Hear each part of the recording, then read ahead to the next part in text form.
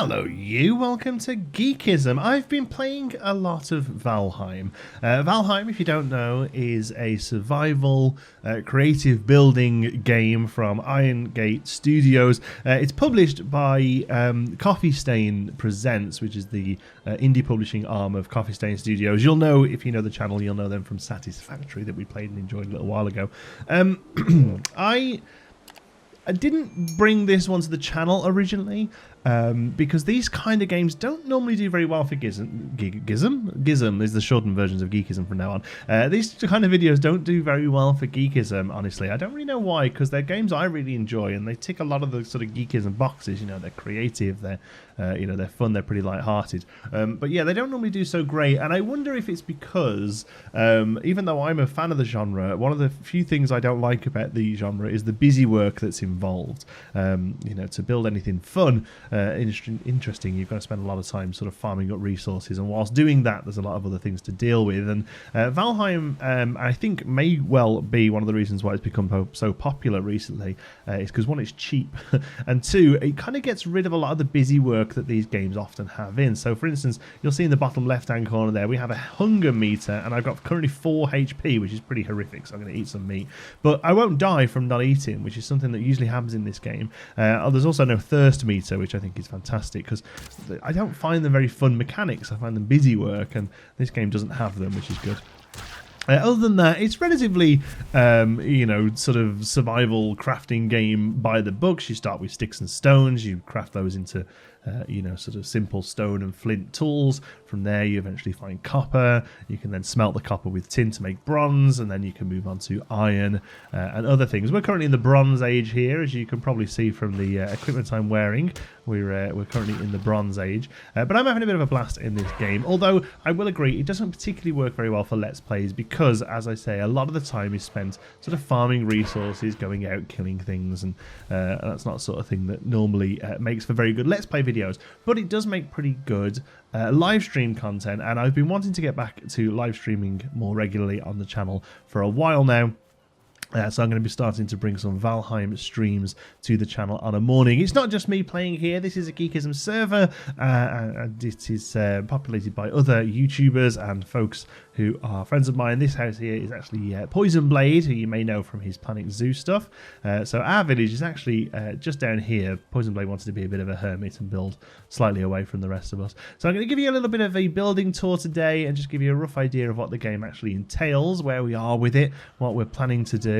As you can see, I'm relatively well geared for this level. The content is sort of gated to the metal that you can find. So currently we're on bronze metal here. We're smelting bronze with copper and tin. We are just on the cusp of going out and finding iron, and we know where it is. We headed over there and we died because all the stuff there is a lot stronger to kill us.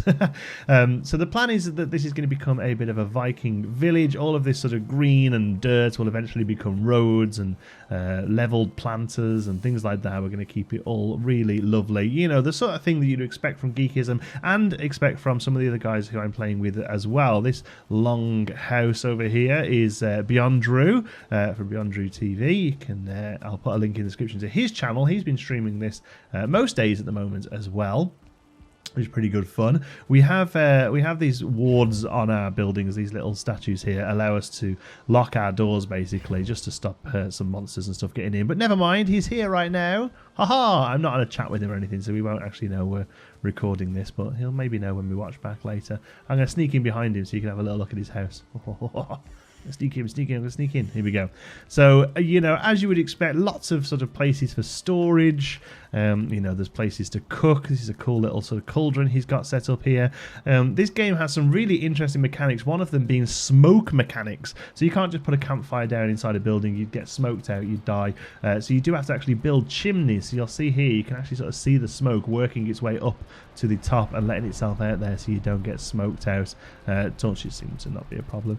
Different sort of crafting benches where you're able to forge up all the different sort of materials, repair the materials, just little things like that. The repairing not actually costing more raw metal and things like that. Features in these kind of games that they just add time on as opposed to actually add enjoyment on. That's something I really like. Here, yesterday I started working on this fire pit. So you can see here we've got a large bonfire, and then lower in the ground this will become a sort of large sort of central village area, and we'll probably have all of our portals going around here. Portals you can set up to go to different areas of the map. The map itself is pretty huge, it's all procedural, so you start here at this summoning stone here. There's different biomes. There's the meadows biome, which is what we're currently in, pretty safe and solitary. There's just things like boars and deer running around, and then the first sort of dodgy biome you get is called the dark forest, or the black forest I think it's called. It's this sort of darker area here. Here you'll find trolls and goblins and things like that, but also metal and what have you. So you could sit here and you could live a simple life with a wooden shack forever, or you can spread out into the deeper, darker areas and and face what's down there. You can have boats, sort of proper Viking boats. So with a boat we've taken down the river here. You can mark on the map where you found stuff. So there's another sort of forest area here. We eventually came all the way down here to do one of the boss fights, and then here is the newest area where we can find iron. That's the swamp area, but like I say, it's pretty full on. I'll jump through this portal and show you. We've set a portal up there. The way the game gates this is usually the boss fights that you do. You can summon the boss, and the boss will drop an item that will allow you to enter the new area. Now obviously the map is procedural, you can just run around the map, but here inside this map there are dungeons, and the previous boss dropped a key for these dungeons, so that's how we sort of gate the way that we move through the areas. So set up a very simple little sort of outpost here, I suppose, with a chest we can drop some stuff in. Oh, there's my blood. I knew I picked up some blood and left it somewhere, but these are sort of areas for anyone to come and use. You can come through the portal here, but you'll see here, look, we've got some there's some skeletons and what have you over here. I think these are called drog, and they're pretty strong, but I'm hoping that because we've got these cool flame arrows we can probably do mostly what we need to do to them before they even make it over here. If I didn't have awful aim, that was. So to be honest with you, that at this kind of distance the arrow, the bow itself kind of loses a bit of the aim. Come on, come and have it, come and have it, come and have it. Let's go, let's go. Oh, you've got a bow as well, have you? Yeah? You get all fancy with your bow. Okay, well, I've got a sword, so I've got a shield.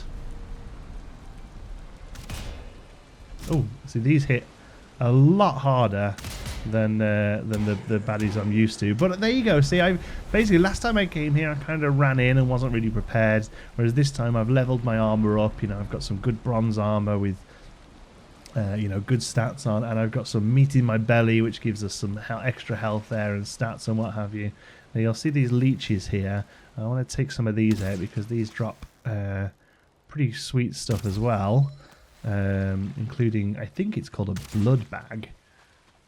I want to try and sort of see if I can pick up. There we go, blood bag, nice. And then you can take a lot of this material. You can take, and it will be used for potions and other things like that. This drug here does, I think, until you hit them, they don't seem to be that fussed with you. Oh, nice! So I can two-shot these now with my upgraded bow. That's good to know. Okay, so maybe this area isn't quite as inaccessible. So maybe my first stream will be coming in here with Drew, because he's at a level now where he can start to come into this space, and we can clear this out and hopefully find one of these awesome dungeons where we can get our iron. And then, yeah, for the most part, we're going to be building up. The main reason we're pushing for iron is the iron tools allow you to build a stone cutting machine, and therefore you can build with stone. At the moment, we're limited to only being able to build with wood, but there are a full sort of stone section that you can build as well. So we can build sort of stone ring here around the bonfire. We can build stone walls around the edges, a castle even out of stone, I suppose. I actually started building a sort of watchtower here on the side of my house, which I'll show you now, but I actually want to sort of surround this in stone, so it's a proper stone tower. So originally I went for quite a sort of traditional Viking longhouse style, but it's kind of built off from that because you really need the space for all of the stuff you collect and what have you. So it was originally just a sort of a lean-to, but these areas have all sort of come off from it. So we've got a pretty large gate as we go in there. It's ready to be ostentatious, to be honest with you. So we can sometimes the mobs drop heads that we can sort of proudly show that we've defeated. Here's one of the boss monsters here, the Ichthir trophy that keeps talking to me. It keeps saying, "You were my death." Yes, you're dead, buddy. You shouldn't really be making much noise. We've got a table here with some tankards outside. Here's my cooking area. So we've got some cooking stations here where we can throw some meat. We've got a cauldron that we can use to make different mead bases. That they kind of give us different sort of boosts and buffs, poison resistance, frost resistance, extra stamina, all that kind of stuff. I'm going to wait here for this food to cook, because if you leave food on there too long, it turns to coal. It just absolutely burns to a crisp. Here's my bed here. I can have a little sleep in. And then here we've got my first two workbenches. So this one is the forge workbench. This is where you make your metal items. So as you can see at the moment, we've got bronze stuff unlocked. And then over here is your regular workbench. This is for your leather items that I'm no longer wearing. And then also some simple things like arrows and stuff. Ooze bomb, that's new. 10 oozes. That's one of the new mobs that we've just picked up, I think, over in the swamp area there. And then here is my storage section. Just sort of built all these out with lots of chests, and then you can place down these signs and write in what you like. So at a glance I can tell you what I've got. So I need to come in and get some fruit, for instance. I can not open it because the server's maybe lagging a little. Why? I can open veg, but I can't open fruit. Can I open skins? Why can't I open the fruit one? How weird is that? Why all the others work? And that's one thing I will say, is this game is in early access right now, but it is genuinely one of the more polished early access games that I've played, despite me not being able to access my my fruit chest. How strange is that? All of the others work perfectly well. Oh well, I'm going to drop off. I like to keep organising these games, so all of my things have got a place to go. You soon learn where they all need to go. Let's try again for vet. What? I can't believe I can't open my fruit chest. How crazy. It's not. It doesn't need repairing. It doesn't need repairing, no. So, how strange is that? And then, oh, here's Drew having a little nose around, look. So if we get some wood, I'll quickly show you what the building system kind of looks like. And we'll come in here and grab just regular wood. I've got one piece of regular wood. Okay, so we can't do much. But if you come using this hammer tool, this is the tool that we need to build with, and we can show you all the different stuff. So furniture, that's things like tables, chairs, banners, all that sort of stuff. Miscellaneous stuff, I don't really know why that just isn't classed as furniture, but there's your boats and things you can make. We did have a carve, but it got smashed up in the storm, unfortunately, so we need to build another one. All the crafting items here that you saw, the different benches and what have you. And then building, here you go, different sort of size walls and thatch roofs and fences and all that.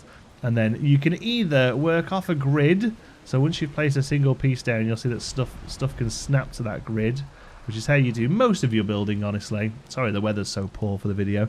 But also you can hold down shift and pretty much build however you like, and that can go wherever you want. And the colours there show you that it's sort of all bases on the fact that whatever's touching the ground. So you'll see that blue piece here means it's touching the ground.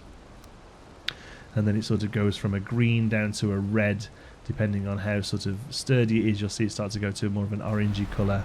Why on earth? Oh, I thought he was looking up my tower. I was like, why is Drew on my roof? And you actually have to make sure that you've got a very good sort of foundation to build from.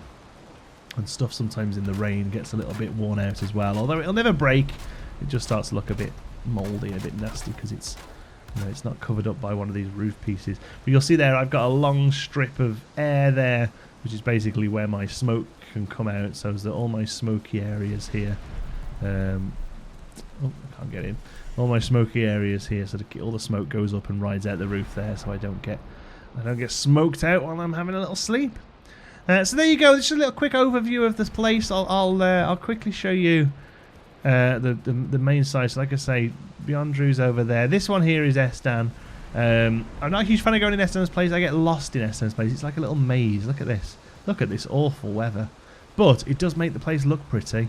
I will say that. The art style, I think, is incredible. It reminds me sort of early EverQuest, early WoW, PS1 graphics maybe a little bit further on than PS1 graphics, but then tied in with these relatively sort of detailed and beautiful shaders. Like the water looks beautiful, the sun beaming through the trees looks incredible. Here we go, we can come in and see S Daddy's place. Here we go. It's a bit dark and dingy, Dan. You need some lights in here, buddy. My word. I might have to come back in here when the weather's nicer. He's got a little. Oh, he's got a little lean-to for his bed. I quite like that. A little raised area for your bed. I might have to do something like that. And we've got stairs that come up here. Dan is our watcher on the sea, so we've got to make sure he's got like a nice sort of viewing area here, so we can keep an eye on what's going on. But yeah, we've got big plans for this one. Like I say, it lends itself a little bit more to live streaming, this one. So this is going to be the return of live streams on the channel. It's going to be some Valheim action with Beyond Drew and Dan. That'll be on the voice call as well while we're live streaming for the most part. But yeah, I hope you join me in my journey into the world of Valheim. Thank you so much for watching. Hope you've enjoyed it. Until the next one, be good.